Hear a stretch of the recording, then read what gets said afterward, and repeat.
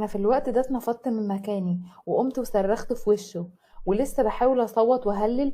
لقيته قرب مني بسرعة وقال لي اللي عمري ما كنت اتخيل اني اسمعه. ساعتها حسيت بصدمة وخوف رهيب تملكني، خلاني اسكت واهدى واسمعه هو بيقول ايه. لقيته بيقول انه مش اول مرة يعملها ويدخل عليا، بل وانه كمان كان بيمارس معايا الموضوع ده وانا نايمة. بدأت ضربات قلبي تزيد من كتر الخوف والرعب، وكنت خلاص بدأت اهدده. قلت له انا هوديك في 60 داهية وهخلي جوزي يحبسك. انا في الوقت ده لقيته ضحك ضحكة مستفزة قوي بكل غرور وهو بيقول لي خافي انتي على نفسك ان جوزك يعرف، لاني كنت كل مرة بدخل فيها بصورك فيديو وكنت بعمل مونتاج بحيث ما يوضحش انك كنتي نايمة. وبدأ يتغزل فيا وفي جمالي وانه من ساعة ما شافني حبني، وفضل يقولي انا عملت كل ده عشان بحبك انتي ومش قادر على بعادك. قلت له انت شطان، واللي عملته ده استحالة يكون بني ادم يقدر يعمله، انت خسيس وواطي واستغلالي. كل ده وانا بكلمه بانهيار تام، عينيا كلها رجا ليه انه يخلصني من الموضوع ده زي ما هو دبسني. انا لقيته بيتمادى في كلامه وقال لي ان الموضوع ده بيعمله معايا تقريبا كل اسبوع مرة. سألته عن الطريقة اللي كان بيعملها وازاي بيخليني انام النوم ده من غير ما احس. قال لي انه كان بيخلي مراته تعمل اي حاجة عشان تبعتها لي انا والبنات، وكان بيحط فيها البرشام اللي انا شفته هناك ده.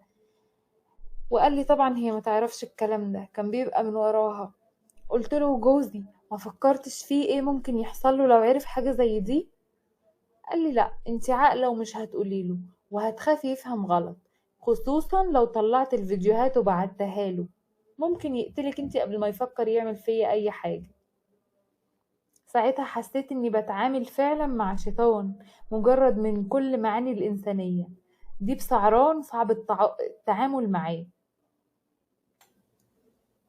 حلفت ميت يمين ان حقي لازم يرجع، واني لازم اقلب الترابيزة على دماغه ودماغ اللي خلفوه.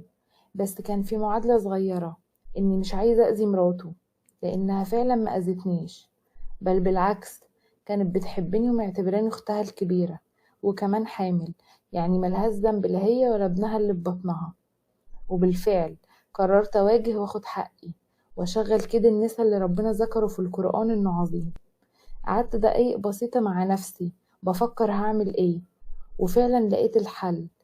لقيت اللي هيريحني ويشفي غليلي ويرجع حقي اللي سلبوا مني الكلب ده. بس في عز كل ده لقيت جوزي بينادي عليا بيقولي جميلة افتحي الباب. انا لقيت جوزي رجع في الوقت ده وبيقولي ان المدير اداله اجازة. انا بقيت اتعامل طبيعي وعادي وكأني مفيش حاجة عشان جوزي ما ياخدش باله. بس صراحة انا ما صدقت ان جوزي نزل اجازة. خدت من حضنه ومن ريحته امان ليا، وحسيت ان الدنيا دلوقتي امان بالنسبة لي وهو موجود جنبي. عدوا يومين طبيعيين جدا وعادي وما حصلش حاجة. بالعكس جوزي كان بيفسحنا وبيخرجنا انا والبنات وبيعوض الايام اللي كان بيغيب فيها علينا. قضينا يومين حلوين، وعلى قد ما كانوا يومين حلوين قوي مع جوزي والامان اللي كنت عايشة فيه، على قد ما كانوا طوال قوي لاني كنت مستعجلة اني اخد حقي. وبيني وبينكم اليومين دول فادوني في حاجة مختلفة، هي ان الكلب اللي عمل فيا كده حس بالامان، واني ما قلتش لجوزي حاجة. ده اللي طمنه من ناحيتي، وحس ان اخيرا خلاص هعمل معاه اللي هو عايزه برضايا وبموافقتي، وان ملوش داعي حركات المنوم والكلام ده. بس اليوم اللي جوزي مشي فيه وسافر قفلت على نفسي بيتي واستنيت البني ادم ده هو اللي يبدأ يفتح معايا سكة عشان اديله الامان اكتر، وما يحسش اني مرقداله حاجة او بفكر اعمل فيه حاجة. وفعلا على الساعة 11:30 كده لقيته بيرن على تليفوني. طبعا انا مش مسجلة رقمه، بس عرفت انه هو، وفعلا رديت واديت له الامان اكتر، وقلت له انه كمان ربع ساعة البنات هتنام. تعال انت كمان ساعة كده عشان انا بدأت افكر فيك بطريقة غريبة، وانك خطفتني من حياتي، واني حبيت كده معاه قوي. وقلت له كمان يجيب كل الفيديوهات معاه وهو جاي عشان ملهاش لازمة دلوقتي، بما اني خلاص اللي طالباه وعاوزاه في حياتي. وطبعا بما انه زي رجالة كتير مريلة على روحها فضل يحلفني انه هيبنيلي قصور تحت رجلي وهيجيب لي هدايا ويعمل لي كل حاجة نفسي فيها. كل ده وانا من جوايا بغلي، عاوزاه يدخل بيتي بأي طريقة، بمعنى أصح عاوزاه يدخل المصيدة. وعلى الساعة 1 بالليل فعلا لقيته بيفتح الباب ووصل. قلتله تعالى انا محضرة لك أكلة معتبرة، تعالى ناكل الأول عشان أنا عايزة أقضي معاك اليوم صح. طبعا عشان ما يخافش من الأكل قعدت وكلت وبدأت أنا اللي أكل الأول عشان يطمن ويمد إيده وياكل. ما يعرفش إن حطيت في كل الأكل سم، ما عدا بس الأكل اللي قدامي اللي أنا هاكل منه، بمعنى أصح الكام معلقة اللي قدامي.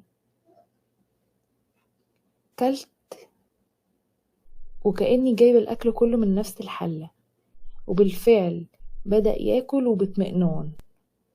مفيش ربع ساعة ولقيته بدأ يدوخ ويمشي متطوح، وقال لي انتي حطالي حاجة في الأكل، انتي ناوية تعملي ايه؟ أنا مش قادر. ومرة واحدة لقيته اترمى. أيوة يا سيادة القاضي، سميته وأخدت حقي وحق شرفي وحق عيالي وحق جوزي، خلصت البشرية من شره، عملت اللي يريح ضميري. ياريت حضرتك تحكم عليا باللي يريح ضميرك. وشكرا.